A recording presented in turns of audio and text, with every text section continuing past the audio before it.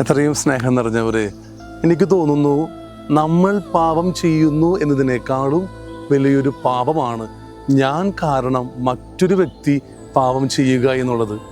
അതുകൊണ്ടാണ് വചനത്തിൽ ഇപ്രകാരം പറയുന്നത്, നിന്നെ ഒരാൾക്ക് പാപഹേതുവാക്കുന്നുണ്ടെങ്കിൽ, ഒരുവൻ ഒരു പാപകാരണമാകുന്നുണ്ടെങ്കിൽ അവനെ വലിയ തിരുക്കല്ല് കെട്ടി കടലിൻ്റെ വലിയ ആഴത്തിൽ കൊണ്ടുപോയി താഴ്ത്താനാണ് പറഞ്ഞേക്കണേ. കാരണം അവൻ കാരണം ഈ സമൂഹം നശിക്കും, അല്ലെങ്കിൽ അവൾ കാരണം ഈ സമൂഹം നശിക്കരുത്.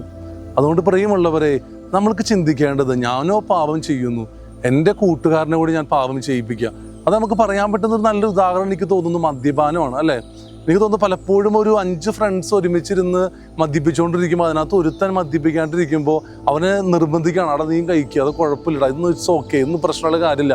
അങ്ങനെ അവനെയും കൂടി നമ്മൾ നിർബന്ധിപ്പിച്ച് നമ്മൾ ആ ഒരു മദ്യപാനത്തിലേക്ക് അല്ലെങ്കിൽ അങ്ങനെയുള്ള കാര്യങ്ങളിലേക്ക് അവൻ നിർബന്ധിച്ച് കൊണ്ടുവരാണ്. അതുകൊണ്ട് പ്രിയമുള്ളവരെ, നീയും പാപം ചെയ്യരുത്, നീ കാരണം മറ്റൊരാളും പാപം ചെയ്യിപ്പിക്കരുത് മറ്റൊരാളെ കൊണ്ട്. നമുക്ക് ആ ഒരു തീരുമാനത്തിലേക്ക് വരാം. നമുക്കും പാപം ചെയ്യാതിരിക്കാം, ഞാൻ കാരണം മറ്റൊരാളെ പാപം ചെയ്യിപ്പിക്കാതെയും ഇരിക്കാം. അതിന് നിങ്ങൾക്ക് സാധിക്കട്ടെ എന്ന് പ്രാർത്ഥിക്കുന്നു.